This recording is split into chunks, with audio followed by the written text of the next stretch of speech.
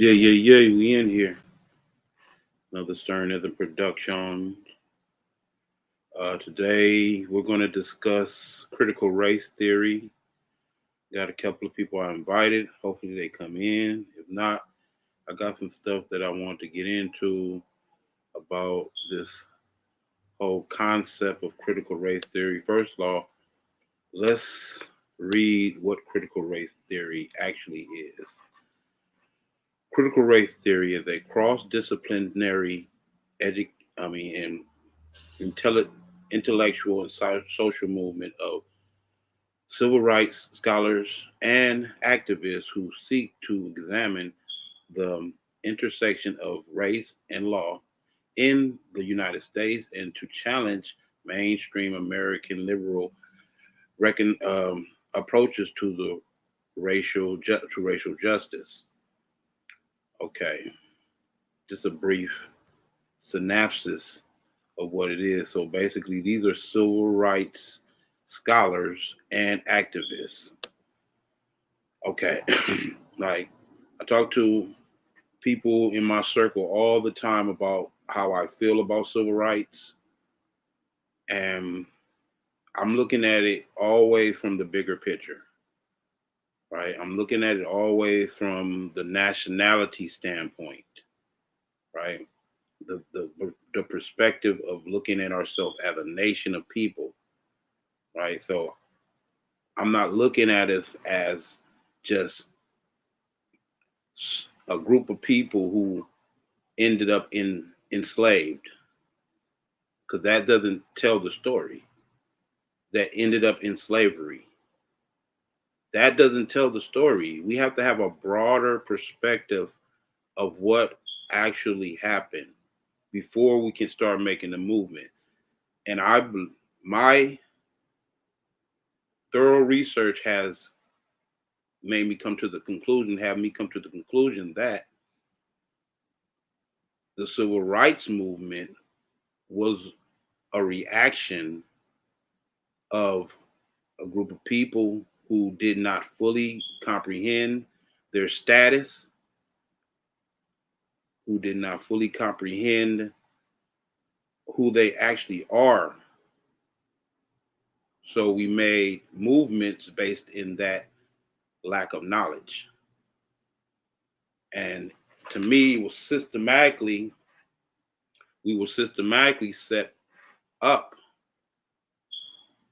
by the same oppressive system that had us in slavery, had legalized slavery itself too, right? And slavery is not over from a long shot. You can tell by how people are just blind followers of the society, and are not they are not given this liberty of thinking that you expect in a free society, in a society that has um, laws to protect the people's rights, right? Like I like all the rhetoric associated with when people speak of America, and the nostalgia and the feel good romanticism of when people speak about America, right? But the reality is a whole nother different story.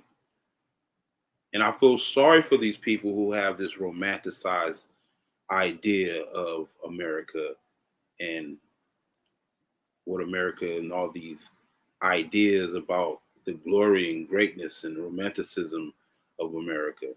I feel sorry for y'all because you're in a delusion. You're in a delusion that's going to make you're going to make some really bad decisions as a result of the delusion. So going back to what I was saying about this discussion, critical race theory. Now I have something else queued up, an article that I wanted to read about, and the article is called "There is no scientific basis for race. It's a made-up label."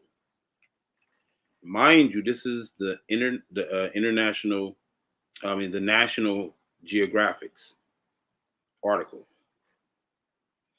I'm gonna read as much as I can so the people can come in. I know it's still early. Hopefully, some people come in and we can have this discussion. Okay, in the first half of the 19th century, one of America's most prominent scientists was a doctor named Sam Morton. Morton lived in Philadelphia, and uh, Morton lived in Philadelphia, and he collected skulls. He he wasn't choosy about his supplies. Suppliers. He accepted skulls. He accepted skulls couraged from battlefields and scarred from catacombs. Catacombs. One of his most famous craniums, craniums, craniums, the craniums belonging to an Australian man who's who'd been sent as a convict to Tasmania and ultimately hanged from killing and eating other convicts. Okay. With each skull, Martin performed the same procedure. He suffered. It was he suffered it with pepper seeds. Oh, he suffered it with he stuffed it with pepper seeds. Okay, he stuffed it with pepper seeds. Uh, Earlier, he switched to lead shot, which he then decap decanted and assert ascertain the volumes of the brain case. Martin believed that people could be divided into five races that. Hey, y'all. Thank you for coming in, brother. You're welcome. Yes, thank you for coming in. I was just reading this article that's out of the National Geographic. That Mm-hmm. the article is called "There is no scientific basis for race. It is a made up label." Mm-hmm. Right? I'm reading that right now, and I'm just at the part where it's this scientist named Martin. Martin, he was collecting all these, and he collected these skulls, and we was just getting into the story of why he was collecting the skulls and everything. So Martin believed that the people could be divided into five races, that these represented separate acts of creation. The races had distinct characters which corresponded to their places in a divinely determined hierarchy. Martin Martin Craniotry, that's Craniometra, showed his claim that whites and Caucasians were the most intelligent of the races. All right, let me get to it. Mm-hmm. Um, East East East Asian. Martin used the term Mongolians through ingenious and Indigenous. huh? Indigenous. No, Oh, oh, ingenuous indigenous. Oh. through it said through ingenuous and suspectual culture cultivation. where one step down, next came Southeast Asians, followed by Northern Americans, blacks, and Ethiopians, where at the bottom in the decades before the Civil War, Martin ideas were quickly taken up by the defenders of slavery. Mm. Right? This is all a lie. Mind. This was the basis of why this. Mind. This was the basis of why they justified their slave system. Right? Mm-hmm. Okay. Because of this pseudoscience, he Yeah. had a lot. He had a lot of influence, particularly in the South, said Paul Wolf Marshall, and an archaeologist in the University of Pennsylvania, who is showing me the skull collection now housed in the Pennsylvania Museum, where standing over, okay, we're standing over the the brain cases of a particular large head Dutchman who helped inflate Martin's inflate Martin's inflate Martin's estimation of Caucasian capacities, right? So Mm-hmm. he looked at this specimen, and now his ideas are inflated now. You know what I'm saying? Okay, look, you go Mm-hmm. when when Martin died in 1850, the Charleston Medical Journal, Southern Carolina, praised him for getting, mind you, all of this pseudoscience is behind the pokey, the false science around it's all based in this false science right here. It's all Mm-hmm. based in this of this idea of race, which Yeah. doesn't exist. Yeah. Right? Yeah. Okay. Raise him from giving to the Negro his true position as an inferior race, right? Today, Martin, yeah, right. Yeah. These the people that we went up in Europe and taught how to use language. Well, I mean, I think they know better than this, but I think they have to keep faces because this is it's political in nature. Yeah, You know, it's very political. okay, so if that Martin, why am I getting the echo? Okay, it's gone. Okay, today Martin is known as the father of scientific racism, right? Mm-hmm. So many of the horrors of the past few centuries can be traced to the idea that one race is inferior to another, that a tour of his collection is a haunting experience to an unfortunate, uncomfortable degree. We still live with Martin's legacy. Race distinction continues to shape our politics, our neighborhood, and our sense of self.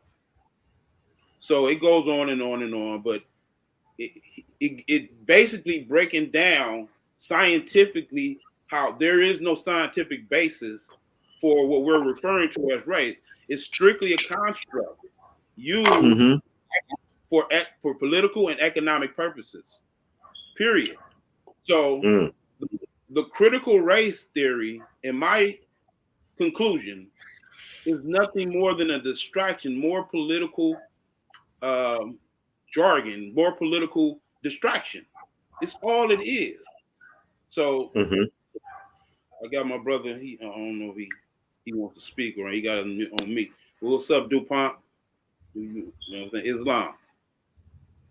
But yeah, what you feel? What you feel about that, brother? About race.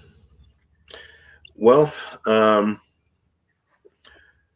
I feel, yeah, I mean, yeah, we're all one, but I believe that we are diverse. There are differences between us in some ways, but we're still the same version of the same. We're still a version of the same thing.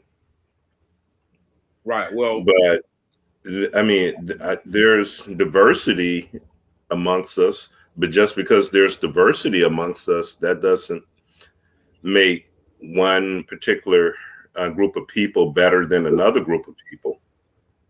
no, but that's where the European entered in their political views on race. That's political in nature.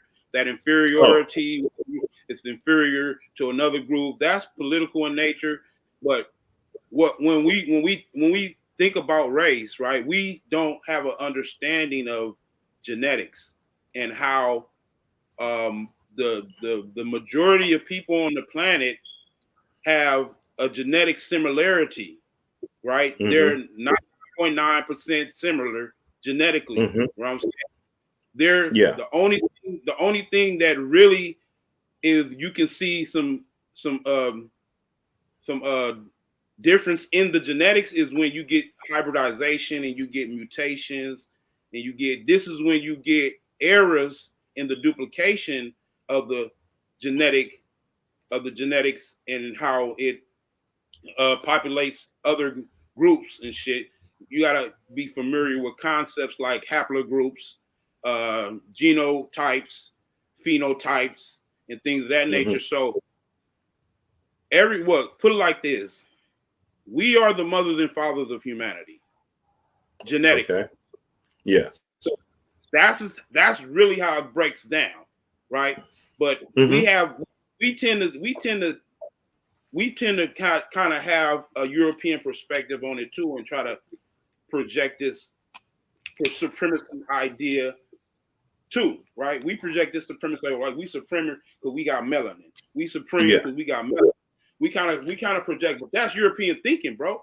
That's not how our ancestors looked at everyone on the planet. That we've seen ourselves as one. That's all European concepts right there. Yeah. The ancients, it was unity. It was about unity. Right. But as a race. There could have been some prejudice back then too. You know what I'm saying? Oh, yeah. But it was some prejudices back then too. But I think more back then was more of the classes prejudice. Like the class. Oh, okay.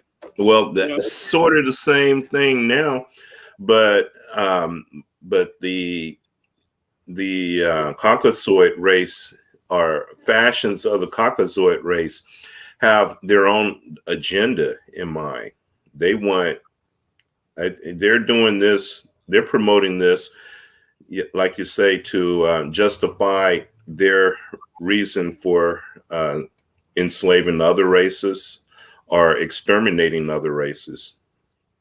Also, I think that also it's all about them attempting to be, because let's just be honest, man. When you're thinking about the genetics associated with the populating of humans on the planet, right? What we've noticed is the diversion from the natural duplication or replication of that genetics, right? That's when the mutation came in. But a lot of what we're referring to as mutation is actually hybridization, right? Now, when you get into hybridization, which is the conversation no one wants to have, they're going to say, I'm being racist right now by having this conversation. You know what I'm saying? Yeah. But that's a political move. Exactly. They're trying to divert from the actual science by diverting, by using, you're being racist. They're diverting. The actual science says that there has been hybridization in human genetics, and these hybrids can't be necessarily considered humans. You understand me? That have entered in the human genome. This, if you want to call it, because when you think about what a mutation is, right? A mutation is genetic. It's a genetic.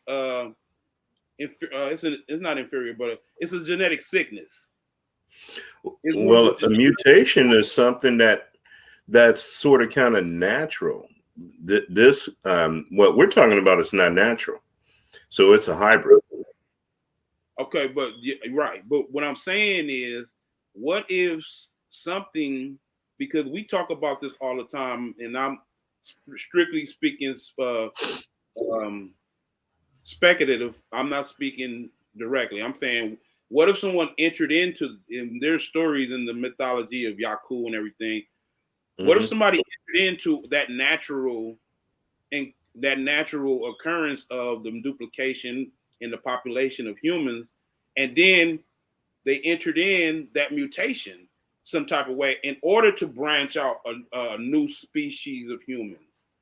You know what I'm saying? Mm-hmm. That's because when you say mutation is natural, it's natural. It's natural to an extent because mutation is really nothing more than adaptation. Mm-hmm. Yeah. The genes mutate to adapt to the particular environment it's in. The So changes that occur. Mhm. right. So and it occurs because it's seeing that it's just like, for example, they say that the giraffe head wasn't that long until it realized that the sweetest fruit was at the top of the tree. So the Mm-hmm. genetic compensated for it. So it compensated and actually eventually over time it, you know what I'm saying, it grew a longer neck. Now we're entering in a lot of Doran's theory of evolution into it, but it's really natural evolution, right? Then when you say natural evolution, and that's mutation, a lot of that is just being confusing, bro. That's being we're being confused in that respect, bro, because I don't, like you said, it's natural. Mutation is natural, but it's only natural for adaptation to a certain environment that you was not necessarily naturally in the first place. You know what I'm Well, saying? natural in the sense things change. That things change, nothing stays the same. But why was I saying that? Because you study what a mutation is. It's literally an error. It's recessive genetics. Okay, Oh, okay. My it's bad. recessive. It's yes. Let's look it up. We can look it up because genetics is not something. Because we have been led to believe that these mutations that happen, in the Darwin theory, were Mm-hmm. mutations that evolved us, right? And they're using the Mm-hmm. word evolved. They're using the word evolved instead of adapt, right? That's all it Mm-hmm. did is adapt a certain group of people, but they're using the word evolved as if that adaptation was something that made the genes better. No, it did not. Just Mm-hmm. like what they talking about with this whole variant, right? The Yeah. variant, the variant was something that was supposedly mutated, right? Yeah. But if it mutated, that means it's weaker. If you study what a mutation is, Yeah. right? If you study what a Okay. mutation is, it means it became weaker. It didn't become stronger when a mutation happens. See, we've been Mm-hmm. led to, because they put it in these TV shows like X-Men, and you think a mutant gains certain powers. No, no. When you mutate, that means you lost from you lost something from your dominant genetics. Original blueprint. Yes, you lost something from that. You know what I'm saying? Yeah. Yeah. Yeah. You mutated from the original. Right, right. There was an Yeah. error. A mutation is an error in the duplication of the gene. Period. That's the definition. So it's An error a breakaway, is an error in the duplication of the genetics. an error of the duplication of the Error in genetic. the duplication. So the error Okay. is it did not. It did the all of the information did not pass over. All of the genetic Oh, did not pass over. yeah. Oh, Right. okay. So Well, that's like the story, the Gnostic story with Yaldabaoth. What happened with Yaldabaoth? okay, go into That's it. the original mutant right there, because Mm, it tore itself out of its mother womb before it had a chance to be fully born. So it didn't receive all the genetic information that it was supposed to receive. right, right. That's real. This is why preemie births are sketchy, or because when you come out your womb to the mama's womb too soon, you were underdeveloped. You didn't get all the genetic information. You know what I'm saying? But then also you got to consider the fact that the rest of the genetic information is carried through the breast milk. So you gotta. That's why you have to. That's why it's important for mothers to breastfeed, because the rest of the development of that baby comes from the breast milk. But that's a whole nother topic. Going back to critical race theory, from the science, all they're doing is distracting us right now with this whole critical race theory. And guess what? This literally comes from our community. This came from our community. This critical race theory came from us. Because it literally came from activists. Let me read it again. It says it came from civil rights scholars and activists.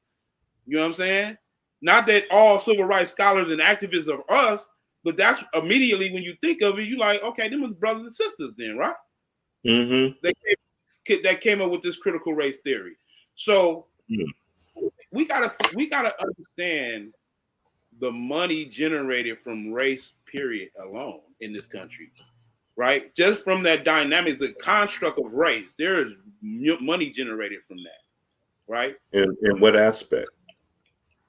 Well, there are political allegations of funds for different groups based on their political allegation of funds for different groups, bro. And they all and what happens is the political leverage that you get dealing with the race dynamics. It's political. Aren't they all under 501c3 too? Of course. Yeah. All right. Of course. So, but what I'm saying is there's a lot of money being generated from this fake construct called race, bro. Not only that, but this is the way the United States basically categorize people. And you got to go into why is the United States government categorizing people in these classifications? And the economic purpose of them doing that. What's the economics purpose for them? You know what I'm saying? What's the purpose of if they're putting you in certain categories, then what are they benefiting? How are they benefiting off of that? You know what I'm saying? Is that on the international scale, because when you think about how when we go to the international community and try to address grievances we have against the United States government, right? They always refer us back to the United States government, just like what's the brother who got killed by that the Zimmerman brother, the one who got the Zimmerman brother, but the boy who killed that brother named Zimmerman. Zimmerman.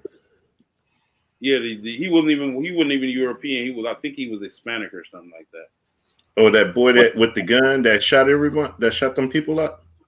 Nah, anyway, the dude, his parents went to the UN to address their son being unjustifiably killed. And the UN said, we can't do anything about it. You would have to go to your local, you know what I'm saying? So for us as a people, that categorization literally denationalizes. Right? Meaning we can't get the protections of a nation because we're calling ourselves Negro, Black, Color, African American. We can't get the protections of we can't get so we're like a sub race or a sub person. See, but then now you're getting to the bottom of the economics associated with it, because if we claim to be the indigenous people here, right, that puts us in a whole nother status. That changed the dynamics of the economy too. Yeah, a whole lot. You know what I'm saying? If we can, as long as we Black, Negro, African American, we're not first of all not getting the international protections, but second of all, we're not able to claim what's ours based on our true birthrights, our true national standing, who we are as a people. You know what I'm saying? In other words, we can't don't claim really it. exist. We don't really exist. We can't claim it. We can't claim our heritage. We can't claim our land, which technically, because in international law, it says first people of the land belongs to them, right? Mm-hmm. So we the first people of the land. This is our land. We can't claim it by saying we Negro, black, and colored. Mm-mm. We're gonna have to claim it under a national group that have indigenous ties to this land. Yeah. So And this whole critical race theory is taking us totally off that's the conversation I'm having right now. The denationalization. okay. Yeah, that's the whole point. We're not having that conversation with this critical race theory. Mm-hmm. That got us way off in la la land on some shit that's completely irrelevant. Irrelevant. That don't even exist. Race don't even exist. Yeah, that's not even worth discussing. Right. So I also wanted to go into what Whoopi said, man, because what Whoopi said about the Holocaust not being about race is definitely her in her low-key way trying to get us off the distraction, bro. Race is a distraction. Let's be honest. Race is a distraction from getting us. Of course, a lot of brothers and sisters are obsessed with the black and white. They obsessed with it, like, oh, it's us against them, and it's black and white. I'm like, yeah. At the end of the day, and on their side too, on the European side too, they're like us again, and everybody. But guess what? The powers that be got us at each other's throat about something that don't even exist. Yeah, when we're supposed to be working together as a star race or as a planet. Man, eventually, well, look, I see it like this, bro.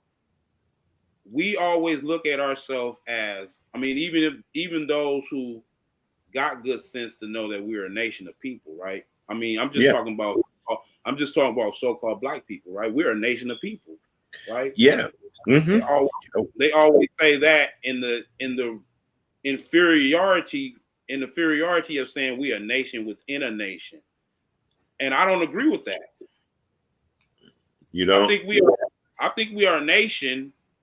No, I don't agree with that, because what we're calling a nation, with the nation that we're referring to as a nation, wouldn't even be what it is if it wasn't for us. So I wouldn't give them that credibility of being a nation if we are exit out of the equation.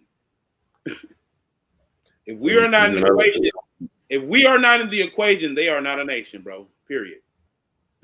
So that nation within the nation. So what I'm saying, if we're out of the equation, then America is not a nation. Hell the fuck no. Hell the fuck. How could they ever achieve what they achieved, so-called achieved, if it wasn't for us? Yeah. Well, they wouldn't have been able to. They wouldn't have been able to, and that's my point. Yeah. So I'm saying we are a nation, period. Yeah. Right? We are the nation. Yes, we are a nation, period. And it's like we have to identify as that, which is that's from my experience, seemed like the most impossible task of ever, bro, to get us to realize we are a nation. That's like one of the most impossible. I'm talking about 20 years of experience tells me this, bro. Yeah, that because of that slave mentality. Yes, it's the a slave post-slavery. Yeah. Yeah, the chains are not physical. They're mental now. The chains are invisible and they're mental. Right. It's the mind that's enchained. Right. Do you hear echo on your side? No, Okay, you can hear me clear too. I can hear you clear. Am I coming in buzzy or something fuzzy? No, you coming in clear too. Oh, okay. Yeah, but a lot of people that I invited, they didn't come Mm-hmm. in. You know what I'm saying? I don't want to really be long on this. I know you got to go work out and everything. Mm-hmm. We want to do spontaneous shows like this every once in a while too, because I think we need to. I think Now, that's yes. now to get everyone clear on what the state of Israel is all about, I should read that manifesto of Albert Pike's. Got it. I Got it can with you get. right I now. can pull it up. I can pull it up. Right. I think that'll be interesting. That'll be add on. That'll be an add on because that's a part of the delusion that we're all suffering from as it pertains to race and how the The Jews manifesto of Albert Pike. have utilized this construct of race to establish the state of Israel today. Mm-hmm. They've established the state of Israel, and this goes down to the real meat and potatoes of what's going on. When Whoopi said something about the Holocaust had nothing to do with the Holocaust, you see how somebody put Holocaust Baker in the Holocaust. text? Baker, I think. Yeah, Holocaust Mm. Baker, right? in the chat. Yeah, Holocaust Baker. I see that now. Wow.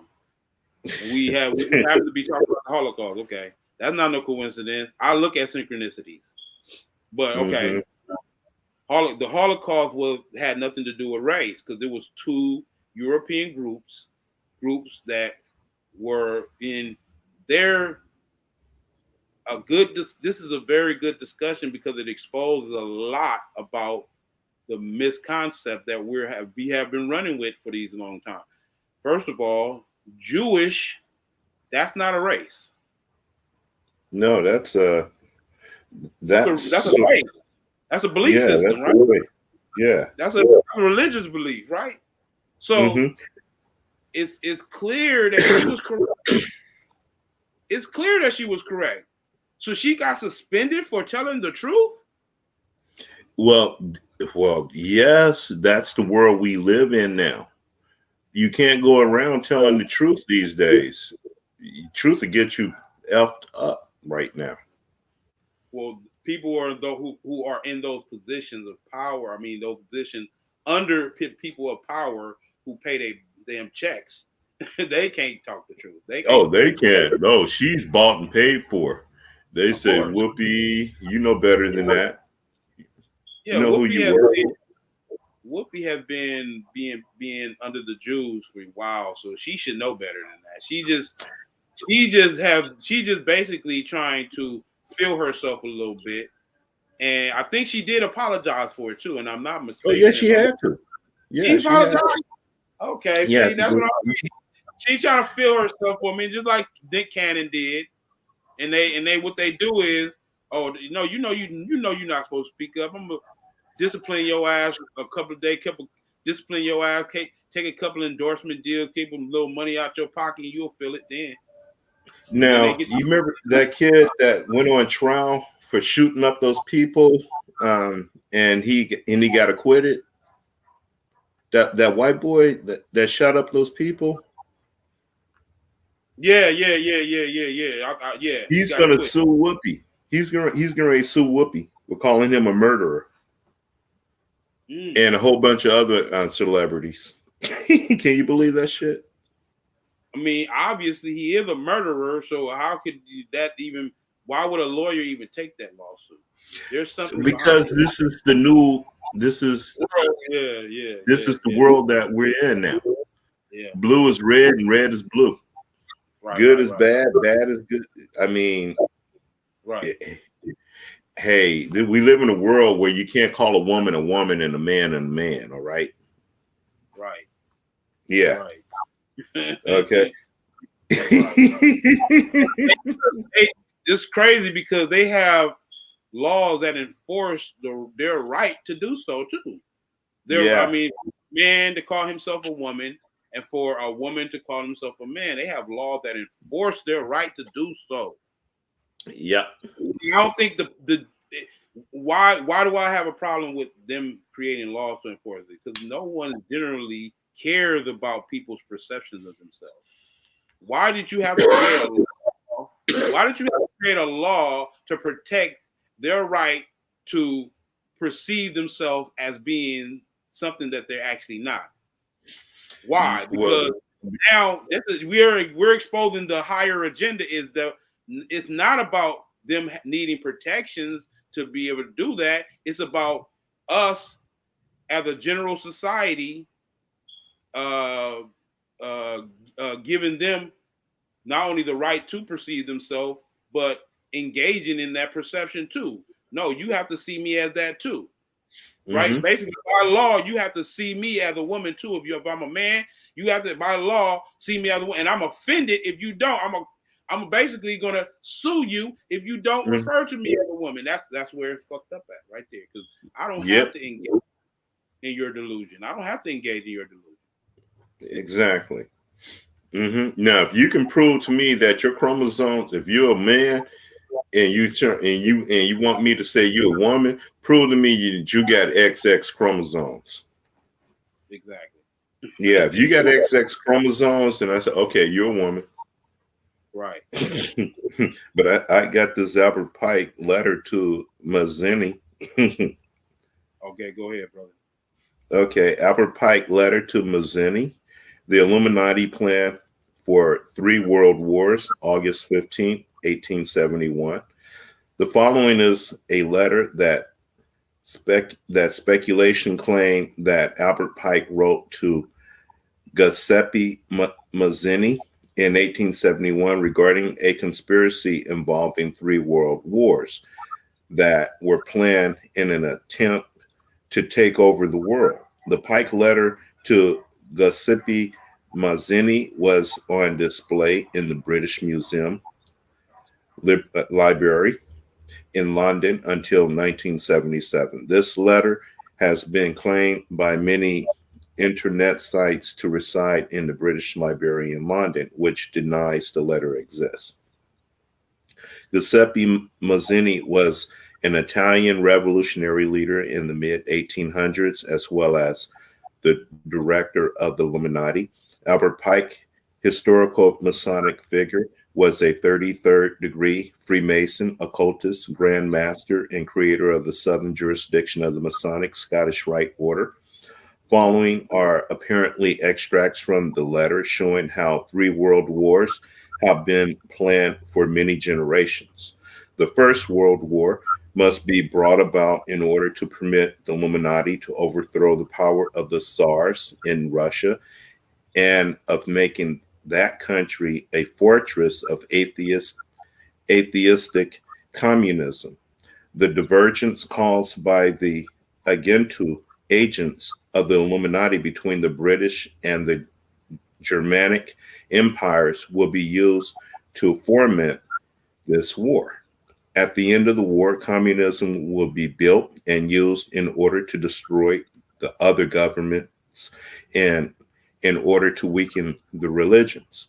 The Second World War must be fomented by taking advantage of the difference between the fascists and the political Zionists. This war must be brought about so that Nazism is destroyed and that the political Zionism be strong enough to institute a sovereign state of Israel and Palestine.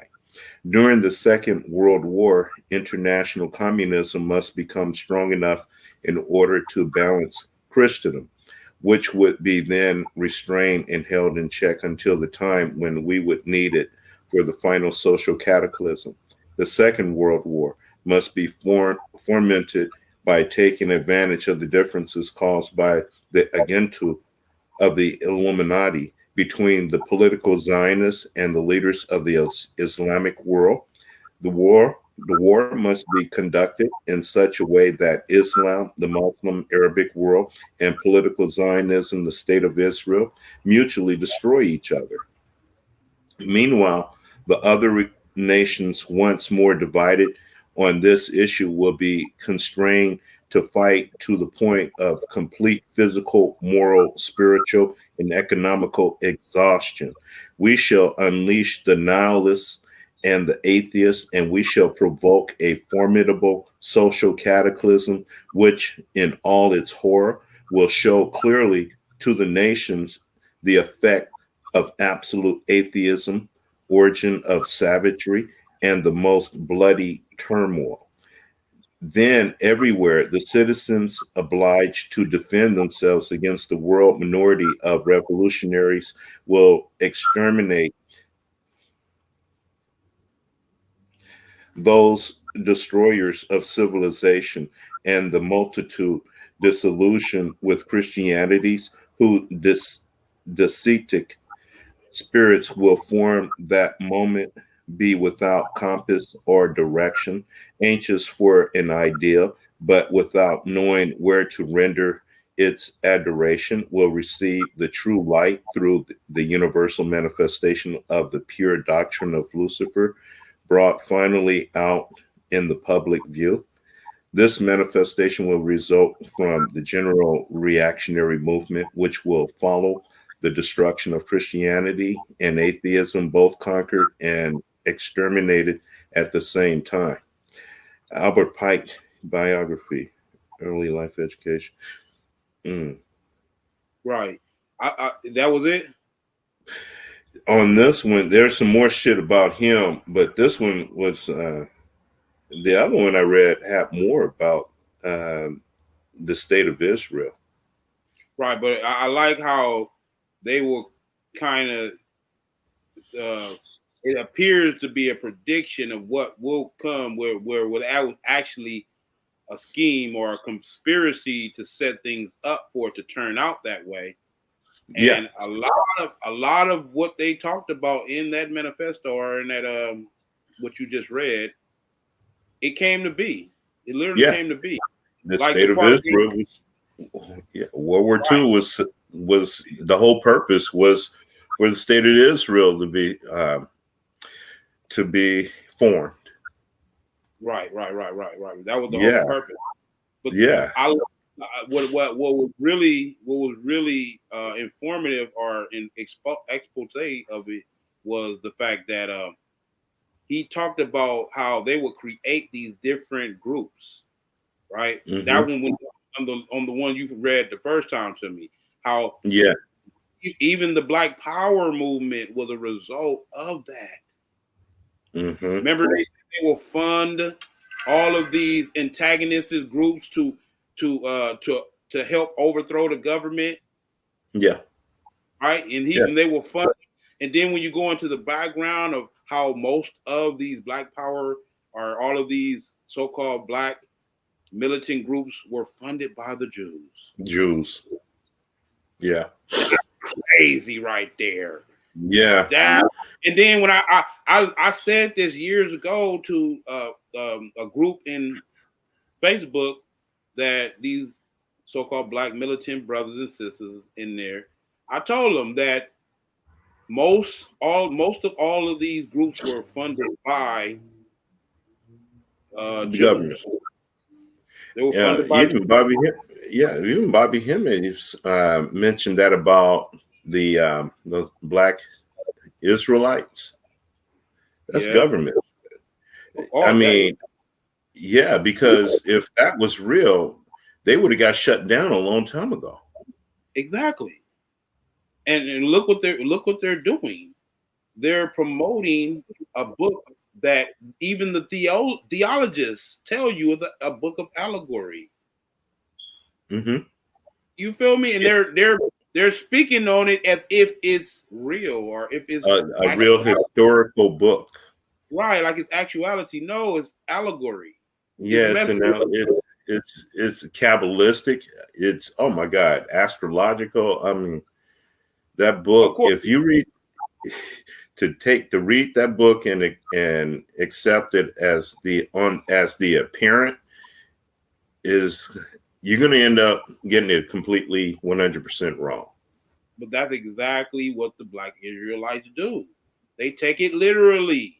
They act like they are the people that they're referring to as the Israelites, and we are the tribes of Israel, and that we have to follow God's commandments and all that. I'm like, wow, that even if you go into the deeper theological aspect of the damn book, it is strictly allegory. It's not a real story, and it's allegories about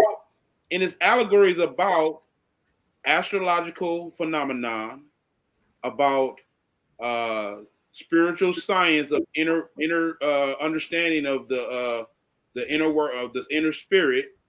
Mm-hmm. This is what it is. It's not nothing about what these cats are talking about when they're taking it literal and talking about, oh, God gonna come down and we're gonna. You should hear some of these people's claims. I know. I'm like, wow. Well, look what Jesus. Albert Pike has something in store for their ass back in 1871. The way they got this shit set up, in the end, they are going to be completely demoralized, completely spiritually bankrupt in the end. After the trip they get taken on, it's going to completely spiritually bankrupt them.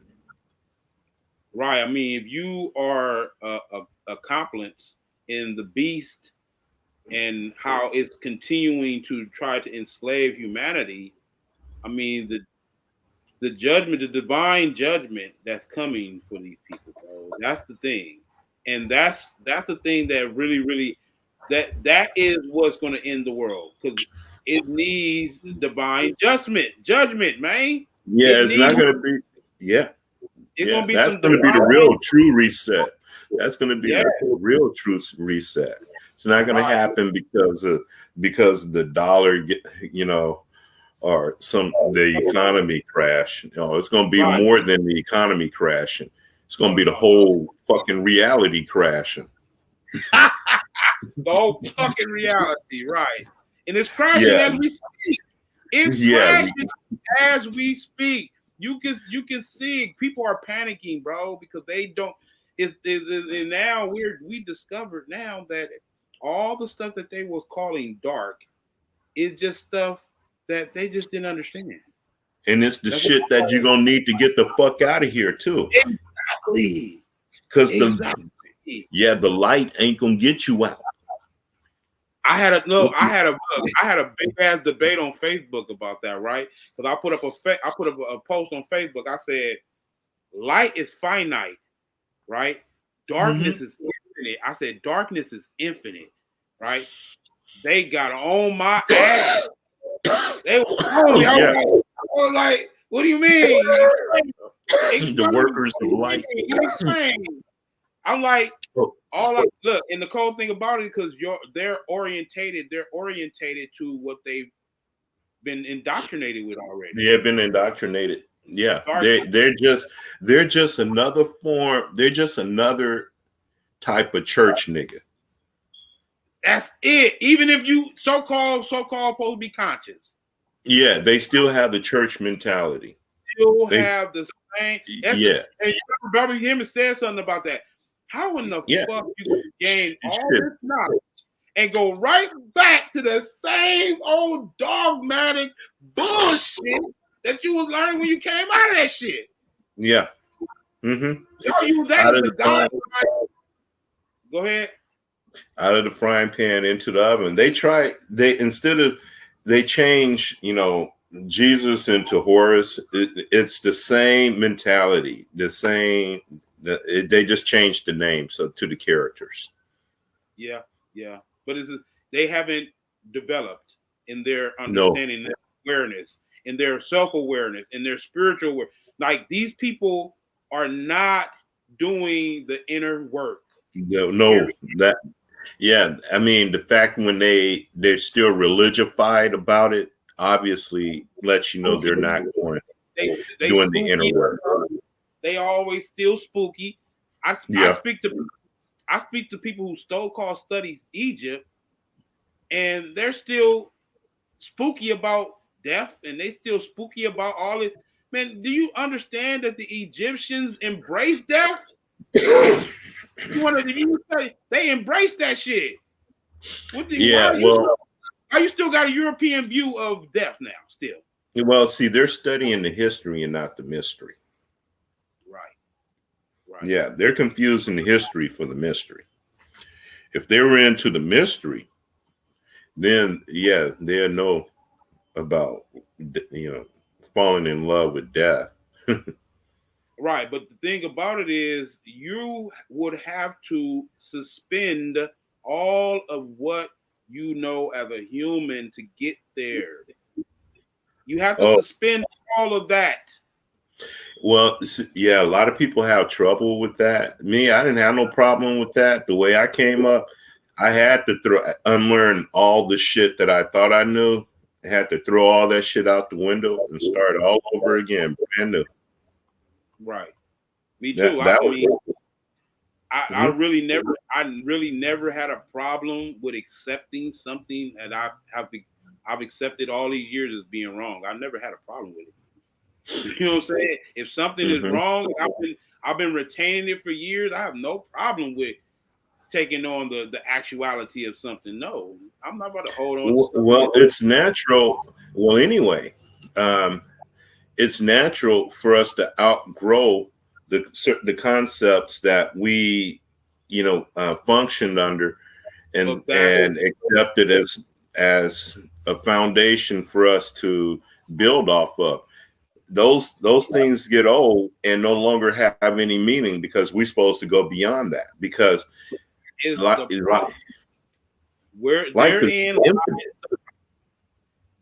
lies the problem. We're dealing with a lot of people. From my experience, I'm dealing with a lot of people who are not willing to grow, right? And they're stuck in the past. Like I still talk to so-called black militant revolutionary mindset people, right? And they're still regurgitating the same stuff they was talking about in the 60s. Oh shit. Oh man. Are you serious? You haven't grown from there? Oh, you still that shit? Oh, you poor little baby, you got left behind. You missed the boat. You missed the boat. You missed the boat, poor child. You missed the boat. Don't even know you missed the boat. You missed the motherfucking boat. Yeah. A lot of catching up to do. Yeah. Damn, you better hope another one comes back around. If it do, you better get that one. Well, these people are stuck in their way. They stuck in their ways, and they just like to grasp onto when they thought they had a grasp on things, right? They thought they had a grasp on things, so they like to go back to that. Because that was that feel-good period, that time when everything was easy, and it was like the Lakers just won the championship, and it was a great day in California. Ice, Dr. Dre just put out a great hit, and everybody was, it was one nation under a groove. I think we need to talk about this next show Saturday. Is this over nostalgia of peace and love, this and love that? Like, come on, it get to a point where it's irritating now. Well, these people don't. They're going to be in for. We're all going to be in for a rude awakening, because everything's getting ready to crash. Everything is getting ready. This shit. We live in a house built on sand. Sand. Woo. Yeah. Wow. And water. Sand and water. And the tide coming in. When the tide oh my God. That's a real metaphor right there. We live on it's getting ready to get so, and it's about to be a tide. wow.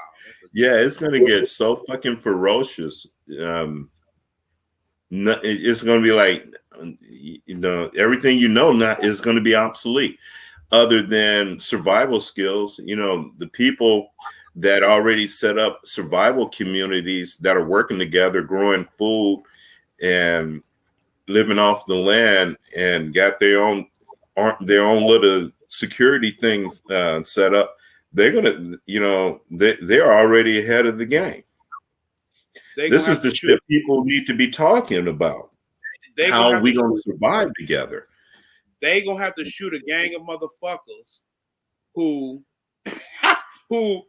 didn't prepare, and now want to take what they did. No, I'm trying to tell you what's gonna happen, bro. Because this is what's happening now. Yeah, I've been talking about this for over 20 years, so that's how long I've been preparing, bro. So, well, I don't think it's something you can really be prepared for this, because this is like Mad Max, raw naked in your face, dirty. I mean, you can't. It's unexpected what's going to happen. So, preparations is just going to minimize the impact on you. It'll minimize it to an extent, but it's not changing what's going to happen. It's going to happen. We got to face it.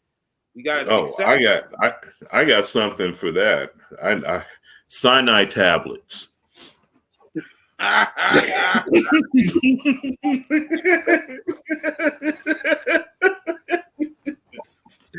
Beam me up, Scotty. Drop one down, gulp some water. Beam me up, Scotty. I'm out of here. Let you motherfuckers deal with this shit. Fuck that. I'm investing in some cyanide tablets. I'm always have one with me. Yeah, each his own. I'm going out taking a gang of motherfucking enemies with me. Yeah, I feel you. With me, shit. You ain't going. I'm not going. Yeah, I might get shit. I might end up getting stuck between a rock and a hard place and say, "Fuck this shit." Let me drop this pill and close my eyes. Nah, I'm just playing. But I might end up being one of those motherfuckers that end up starting shit. I might end up having one of them Moses roles and shit. Who knows, man, what's going to happen. I think this reset is going to be more than just economical. It's going to be a cosmic reset. I mean, it's already happened. Look what's happening with the sun and the solar maximum that we just had. Exactly. Well, that we're just now entering, yeah, and then we just entering, yeah, and then go ahead. That's why this shit is so crazy. That's why the governments and everything is so crazy, because they know what's going to happen. They know shit's going to jump off crazy. It's a diversion. Everything is a diversion. Yeah, everything is a diversion. Diversion from what's really, really, really going on. But we talk about this on Saturday. I wanted to go from that to talk about some mundane cardinal issues or whatever we go into. Yeah, but all this shit is interrelated though. Exactly. That's why we always end up going right back to the higher level shit and shit. But at the end of the day, it always end up there because that's the ultimate right there. Mm-hmm. All of this the ultimate. All this other stuff is just nothing more than a goddamn distraction. An illusion. And it's an illusion, but this illusion is going to get burned away. But our job is to burn it away while we're in it now. Right. To burn the distraction away. Burning away is purification burning. That's purification fire. So yes. But because we have to realize that we persist beyond this. we persist. You feel me? We persist. Yeah. Okay. So, you know what I'm saying? We persist beyond. And the way to communicate with that other part is through the imagination. Yes. Yeah. Right. So all Imagination. these people who raising their children to divulge them to get rid of their imagination, well, you're teaching them to get rid of their superpowers. Yep. You teaching it. Yeah. You're getting them ready for slavery. That is slavery when you don't have the free mind to yeah. You know what I'm saying? We don't have the free mind. That's slavery like a motherfucker. And we are definitely not free minded. People are afraid, even like I pretty much think that's why the brother that I invited to the show didn't come in, because he's so afraid of what he's already been convinced of about conspiracy theory and all that. Oh, they're gonna come get me and all that. Well, guess what? Oh. You projecting that. You're going there. If it does come, you projected it. Yeah. If you knew the shit I know or knew the shit we know, you want them to come get you. You be daring them to come get you. Exactly. That's a declaration of war. No, listen, I said that to them one day, bro. And they were like, "What you mean?" I said, man, if these alphabet boys are investigating me, I will fucking confront them. I will confront them and be like, if you investigate me, motherfuckers, let me know. You understand me? If you investigate me, I'm gonna let you know. I'm doing magic against you. Exactly. I'm setting the whole universe against you. All the elements, the ground you walk on, the air you breathe, the animals you love, your pets, everything is at war against you now. The whole universe is at war against you now. Exactly. So, and I'm setting the shit off. Yeah, I agree. I definitely agree. And it's mainly in the spirit realm. I'm killing you off. In the spirit realm, I'm on the offensive. I'm not on the defense. I'm on the offensive. I'm bringing the attack to you. Right. Like YG said, live dangerously. Live dangerously. You feel me? Not the opposite. We supposed to be living dangerously right now. That's the only way that's the only thing I know. Yeah, if you're not taking chances, if you're not living dangerously, then you're just taking up space here. If you're not living life on the edge, you're just taking up space. You waste of time, you're a waste of flesh. You're really not contributing to the soul evolution, bro. You're not. No. Your soul needs you to be a fucking idiot and go out there and take some fucking chances so it can come start working and performing miracles and shit. Right. Performing fucking miracles. Yeah.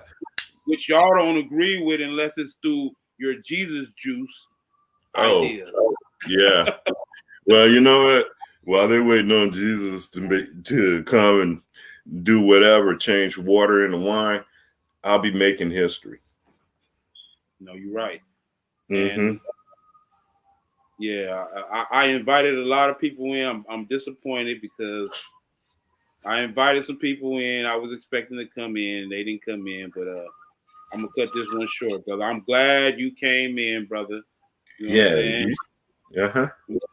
I'm glad you came in. Always appreciative. I'm glad to be invited. Thank you for inviting me, man. I wish too bad that other people didn't show up. It would have been nice, but hey.